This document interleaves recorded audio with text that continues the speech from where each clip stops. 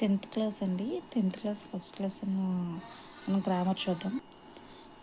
10th first lesson వచ్చేసి ప్రత్యక్ష దైవాలు. గ్రామర్ వచ్చేసి స్వీట్ అండ్ షార్ట్గా చూసేద్దామండి ఫాస్ట్గా. ఇక్కడ చూడండి, ఇక్కడ మనకి ఫస్ట్ పదజాలంలో ఏమని అడిగాడు, అర్థాలు రాయమని చెప్పాడు. రెడ్ కలర్లో ఉన్న వాటికి జనకుడు అంటే తండ్రి, అమరులు అంటే మరణం లేనివారు, భూషణం ఆభరణం, వాంఛ అంటే కోరిక, హర్మ్యాలు అంటే ఎత్తైన మేడలు, హితము అంటే మేలు అని అర్థం అండి. తర్వాత పర్యాయ పదాలు, పుత్రుడు అంటే కొడుకు, కుమారుడు, తనయుడు. తర్వాత వస్త్రము అంటే బట్ట, అంబరము. తర్వాత జనని అంటే తల్లి, అమ్మ, అంబ. చక్షువు కన్ను, నయనం, నేత్రం. వహ్ని అగ్ని, నిప్పు, అనలం. ఈ క్రింది పదాలకు నానార్థాలు రాయండి. గురువు అంటే ఉపాధ్యాయుడు, బృహస్పతి తండ్రి. అర్థం అంటే ధనము, శబ్దార్థము. ఫలము అంటే పండు, ప్రయోజనం. బుధుడు పండితుడు, మనిషి, చంద్రపుత్రుడు. వంశం అంటే తండ్రి తాతల పరంపర, వెన్నెముక అనమాట, వెన్నెముక. గుంపు, కులము అని అర్థం. ఇక్కడ చూడండి, వ్యుత్పత్తార్థాలు అడిగాడు. ధర్మము అంటే విశ్వమును ధరించినది, వేదహితమైన కర్మ అని అర్థం. బుధుడు అంటే అన్నింటినీ తెలిసినవాడు, విద్వాంసుడు, వేల్పు, చంద్రసుతుడు. జనని జనులను పిల్లలను కనున్నది అంటే జనులను అంటే పిల్లలను, కన్నది అంటే తల్లి అని అర్థము. కౌశికుడు కుశుకుడనే రాసు మనవుడు, విశ్వామిత్రుడు. వసుధ అంటే బంగారం గర్భమును కలిగినది, భూమి అని అర్థము.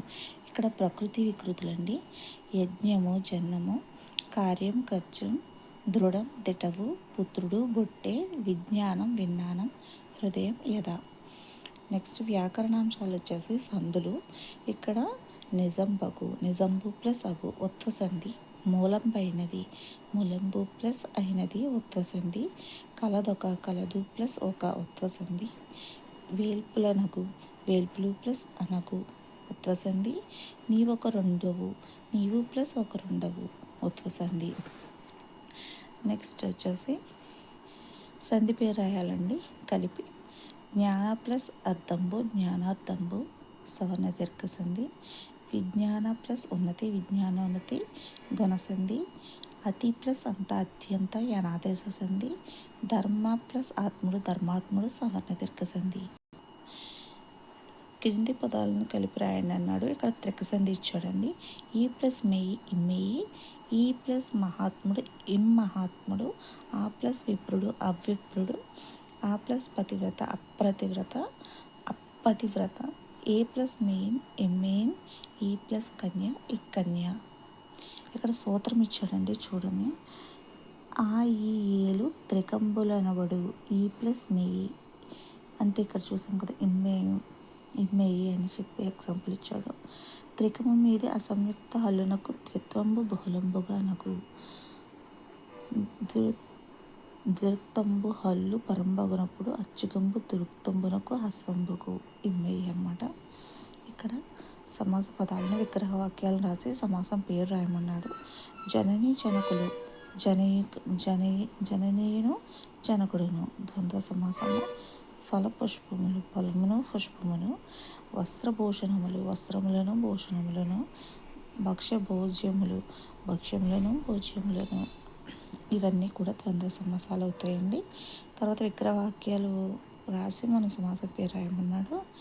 ధర్మమైన పదము, ధర్మపదము, విశేషణ పూర్వపద కర్మధారాయ సమాసం అండి. సనాతన ధర్మం, సనాతన ధర్మము, సనాతనమైన ధర్మం అనమాట. ఇది కూడా విశేషణ పూర్వపద కర్మధారాయము. మనుషుని యొక్క దేహము, మనుష్య దేహము, షష్ఠీ తత్పురుష సమాసము. శోకమనడి వహ్ని, శోకవహ్ని రూపక సమాసం. ఈ పద్యాన్ని పరిశీలించమన్నాడు.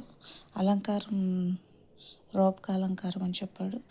పై పద్యంలో శోకవహ్ని అని ఉంది కదా, అంటే శోకమనడి వహ్ని, శోకం అనే ఉపమేయానికి వహ్ని అనే ఉపమానానికి అభేదం చెప్పారు.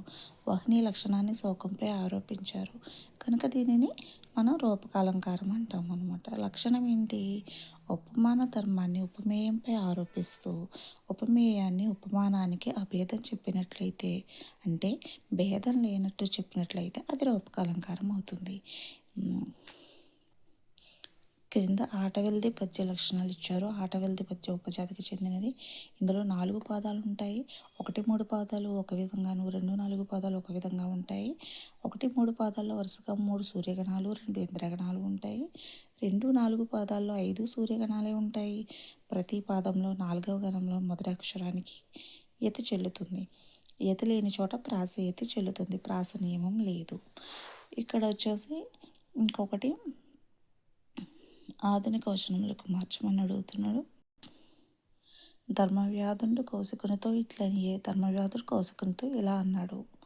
గృహంబునకు రమ్మని ఇతనుడొక్కని చనియే. అంటే ఇంటికి రమ్మని అతన్ని తీసుకుని వెళ్ళాడు. ఈ మహాత్ముండు మనలను జూచు వేట్కనిట వచ్చినని చెప్పిన ఈ మనిషి మనల్ని చూడాలని ఇక్కడికి వచ్చాడని చెప్పాడు. బ్రతివ్రతను పునం చేసి నీవు ధర్మజ్ఞానార్థంబు నాయున్న ఎడుకం జనుదించితివి. అంటే పతివ్రత పంపగా నీవు ధర్మాన్ని గురించి జ్ఞానం పొందాలని వచ్చావు అని. ఇక్కడ ఇంకొకటి ఏంటంటే అండి, ఇక్కడ ఒక సూక్తి కూడా ఉంది కదా, అది కూడా మనం చదవాలి. మనిషి వ్యక్తిత్వానికి అతని నీతి నిజాయితీలే గీటురాయి అని చెప్పింది ఎవరు? ఠాగూర్ అనమాట.